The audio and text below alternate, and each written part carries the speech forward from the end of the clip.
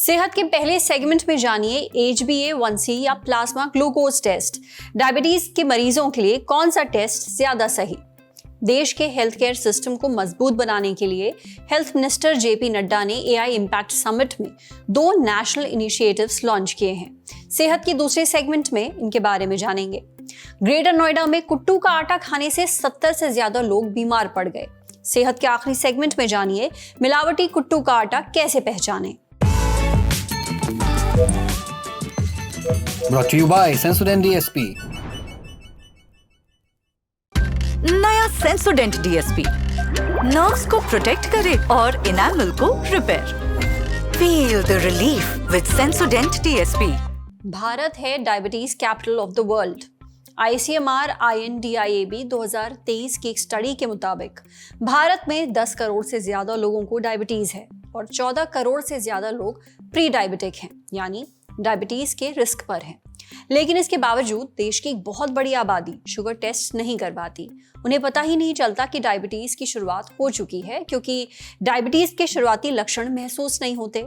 Sugar जांचने के लिए आप कई टेस्ट करवा सकते हैं, लेकिन सबसे सटीक टेस्ट कौन सा है, ये जानेंगे आज सेहत के इस एपिसोड में। लोग अक्सर HbA1c और प्लाज्मा ग्लूकोज टेस्ट के बीच कंफ्यूज रहते हैं कि इनमें से बेहतर टेस्ट कौन सा है। आज डॉक्टर से जानेंगे HbA1c टेस्ट क्या होता है, प्लाज्मा ग्लूकोज टेस्ट क्या होता है, डायबिटीज का पता लगाने के लिए कौन सा टेस्ट ज्यादा सटीक है, ये टेस्ट करवाने से पहले किन बातों का ध्यान रखें और ये टेस्ट किन लोगों को करवाने चाहिए। सुनिए। HbA1c एक सिंपल ब्लड टेस्ट है जो आपको बताता है कि आपके पिछले 3 महीने की शुगर्स कैसी हैं। ये आपको सिर्फ आज की शुगर नहीं, सिर्फ इस मोमेंट की शुगर नहीं, बल्कि आपको पिछले 3 महीने की एवरेज शुगर्स बताता है। तो इसको एक सिंपल ब्लड टेस्ट से किया जाता है। इससे हमें पता चलता है कि क्या आपको डायबिटीज़ है कि नहीं।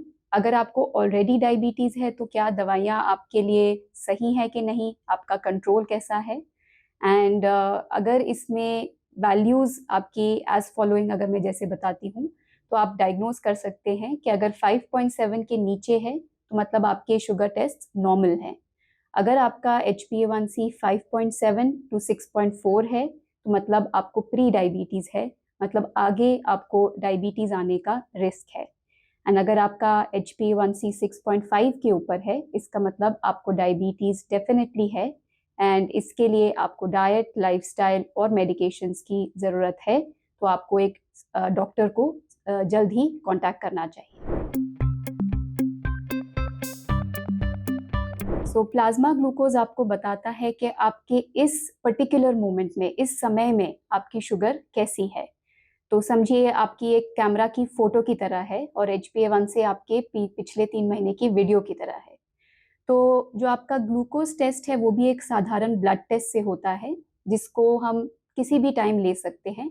बट अगर हम इसको फास्टिंग के रूप में लें तो इसको फास्टिंग प्लाज्मा ग्लूकोज कहते हैं।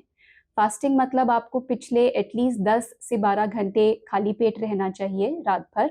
सुबह आप सिर्फ पानी पीकर आ सकते हैं और ये आपके हाथ के कोई भी नस से आपका ब्लड कलेक्ट करके टेस्ट किया जाता है। इसका टेस्ट का रिजल्ट आपको काफ़ी जल्द ही मिल सकता है।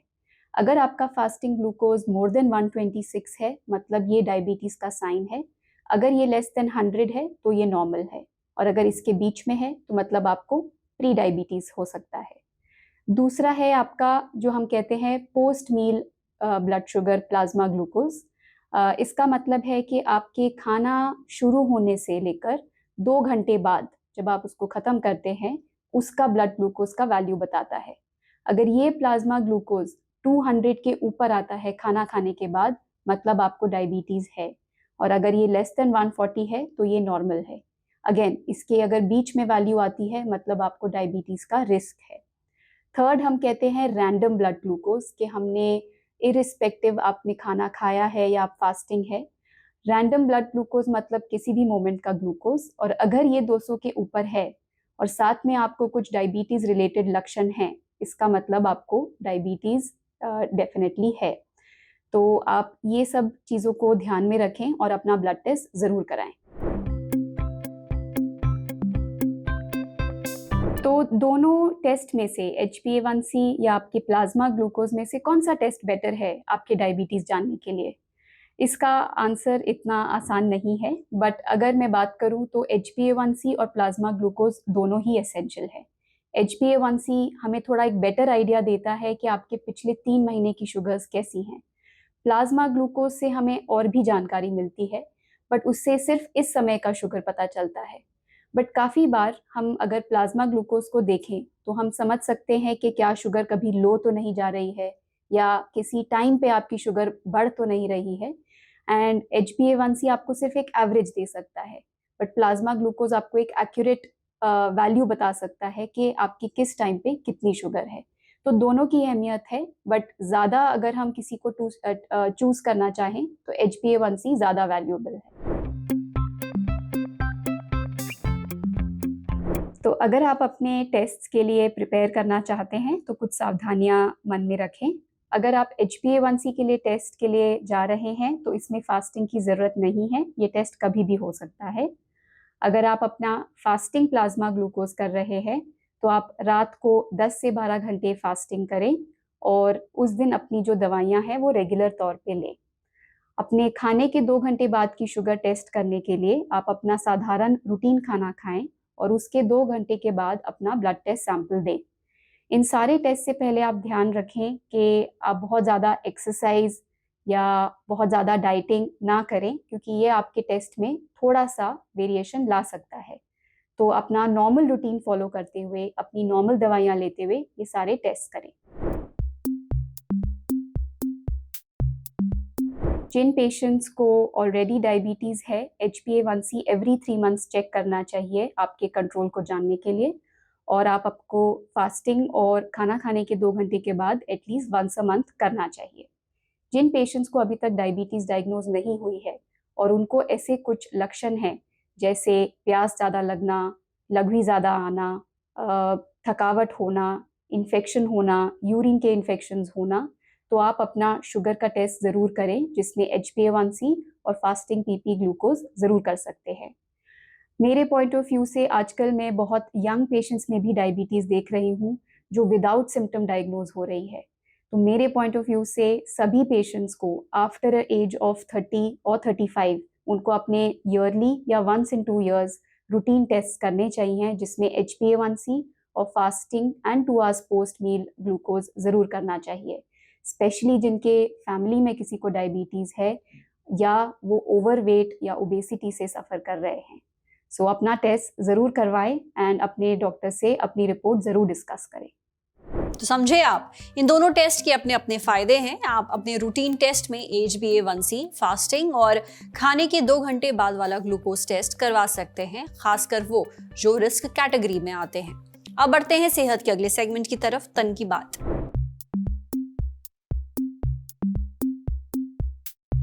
दिल्ली के भारत मंडपम में AI इम्पैक्ट समिट चल रहा है। ये समिट 16 से 20 फरवरी तक चलेगी।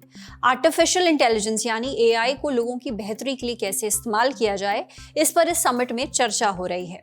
AI के फायदों के साथ साथ इसके खतरों पर भी बात हो रही है। इंडिया AI इम्पैक्ट समिट में कुल 100 सेशन होने हैं। करीब 700 टेक कंपनियां और 3,500 से ज्यादा स्पीकर्स शामिल हैं। यहाँ 600 से ज्यादा स्टार्टअप्स पर चर्चा होगी। देश का हेल्थ केयर सिस्टम मजबूत करने के लिए AI का बेहतर इस्तेमाल कैसे किया जाए, ये भी इस समिट का एक अहम मुद्दा है। देश के हेल्थ मिनिस्टर JP नड्डा ने समिट के दूसरे दिन यानी 17 फरवरी को 2 नेशनल इनिशिएटिव्स लॉन्च किए हैं। पहला है strategy for artificial intelligence in health care for India यानी कि SAHI सही। दूसरा है benchmarking open data platform for health AI यानी कि BODH बोध। इनका मकसद है हेल्थ केयर में आर्टिफिशियल इंटेलिजेंस के इस्तेमाल को और मजबूती देना। एक एक करके बताते हैं दोनों की जरूरत क्यों है। पहले बात सही की। सही एक तरह की गाइडलाइंस हैं। इन्हें इसलिए बनाया गया है ताकि देश के हेल्थ केयर सिस्टम में AI का सेफ और सही इस्तेमाल हो सके। किसी भी AI सिस्टम को हॉस्पिटल्स में लागू करने से पहले उसे चेक किया जाएगा, देखा जाएगा कि वो सही और सुरक्षित तरीके से काम कर रहा है या नहीं। फिर लगातार उस AI सिस्टम की निगरानी भी होगी। ये सभी SAHI के दायरे में किया जाएगा। गाइडलाइंस राज्यों और संस्थाओं की भी मदद करेंगी ताकि वो लोगों की सेहत से जुड़ी जरूरतों का ध्यान रखते हुए एआई का सही इस्तेमाल कर पाएं। अब बात BODH प्लेटफॉर्म की यानी बोध की। इसे IIT कानपुर और नेशनल हेल्थ अथॉरिटी ने मिलकर बनाया है। इसका मकसद है AI सिस्टम की सही तरह जांच करना। ये लोगों के हेल्थ डेटा की मदद से AI मॉडल को परखेगा, लेकिन मरीजों की निजी जानकारी, उनका हेल्थ डेटा किसी के साथ भी शेयर नहीं किया जाएगा। यानी लोगों के डेटा का इस्तेमाल AI मॉडल को ज्यादा सटीक और बेहतर बनाने के लिए होगा, पर यह डेटा गुप्त रहेगा। बोध प्लेटफॉर्म को आयुष्मान भारत डिजिटल मिशन के तहत एक डिजिटल पब्लिक गुड माना गया है, यानी ये देश के भले के लिए बनाई गई एक सार्वजनिक डिजिटल सुविधा है। वैसे सही और बोध मिलकर देश के हेल्थ केयर सिस्टम में बड़े बदलाव कर सकते हैं, लेकिन देखना ये होगा कि ये कितने प्रभावी तरीके से इस्तेमाल किए जाएंगे। समझे। अब बारी है सेहत के आखिरी सेगमेंट की, खुराक।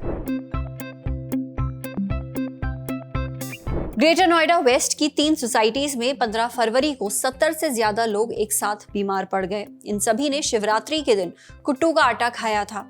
जिन सोसाइटीज में लोग बीमार पड़े वो हैं Supertech Eco Village 3, Himalaya Pride और रॉयल कोट सोसाइटी।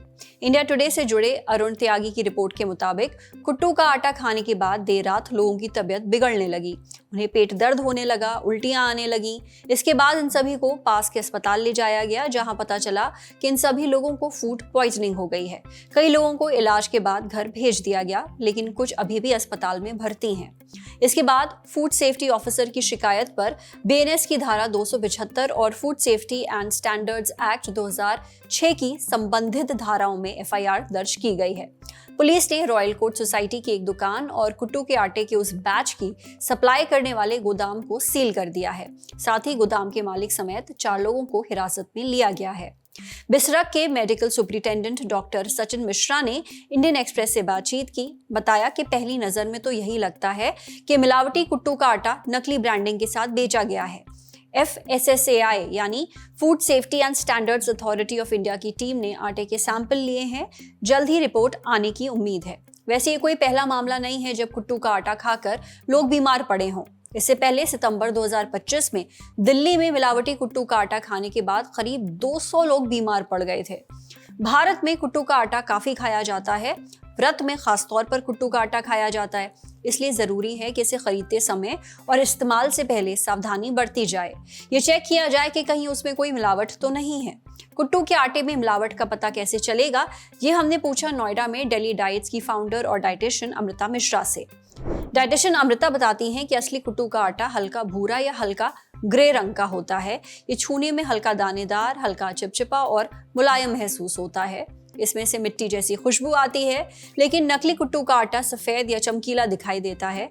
छूने पर यह बहुत चिकना या रेत जैसा महसूस होता है। इसमें से अजीब सी गंध भी आती है।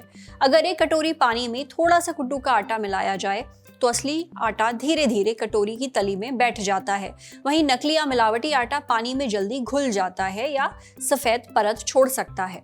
अगर असली कुट्टू के आटे को तेल के साथ मिक्स किया जाए तो उसमें लम्स नहीं बनते, यानी थक्के नहीं बनते, लेकिन मिलावटी कुट्टू का आटा तेल के साथ मिलकर थक्के बना देता है। इसी तरह अगर असली कुट्टू के आटे में आयोडीन टिंचर की कुछ बूंदें डाली जाएं तो उसका रंग नहीं बदलता, लेकिन अगर इस आटे में गेहूं या स्टार्च की मिलावट है तो आयोडीन टिंचर डालने पर उसका रंग नीला हो जाता है। अगर किसी दुकान पर कुट्टू का आटा बहुत सस्ता मिल रहा है तो उसे ना खरीदें। हो सकता है उसमें किसी तरह की मिलावट की गई हो। हमेशा भरोसे की दुकान और ब्रांड से ही इसे खरीदें।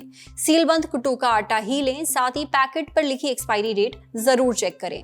आज सेहत पर इतना ही। अगर आप एक डॉक्टर हैं, हमसे कुछ शेयर करना चाहते हैं तो जो ईमेल आईडी इस वक्त आपको अपनी स्क्रीन पर दिख रही है उस पर हम एक मेल भेज दीजिए। शुक्रिया। पता है हीर ने रांझा से क्या कहा, पता है शिरीन ने फरहाद से क्या कहा, पता है रोमियो ने जूलियट से क्या कहा, पता है पता नहीं किससे क्या कहा। सबने एक ही बात कही थी। कहा था कि 22 फरवरी को सुबह 11 बजे लखनऊ के इंदिरा गांधी प्रतिष्ठान पहुंच जाओ। वहां पे जुपिटर हॉल में लल्लन टॉप का अड्डा सजा मिलेगा। बहुत अच्छे से तैयार होके पानी की बोतल लेके आना है, क्योंकि वहां पे गमछा मिलेगा, वहां मग्गा मिलेगा, वहां तकिया मिलेगा, वहां हम मिलेंगे, वहां ये मिलेंगे, वहां वो मिलेंगे, वहां पे कमाल के मेहमान मिलेंगे। क्योंकि फिर से कॉल टू एक्शन कहा जाता है इसको सेल्स वालों की भाषा में, इसलिए फिर से बोल रहा हूं।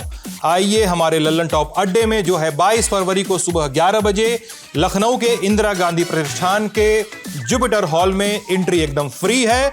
पहले आओ पहले पाओ के आधार पे सीट मिलेगी। एकदम आगे वाली सीट चाहिए तो आपको एक काम करना है, हमारी वेबसाइट है thelallanTop.com, बड़ी मेहनत से बनाई है। अगर उस वेबसाइट पर जाएंगे तो ऊपर एकदम चमचमाता हुआ बैनर मिलेगा, बैनर पे क्लिक करिएगा।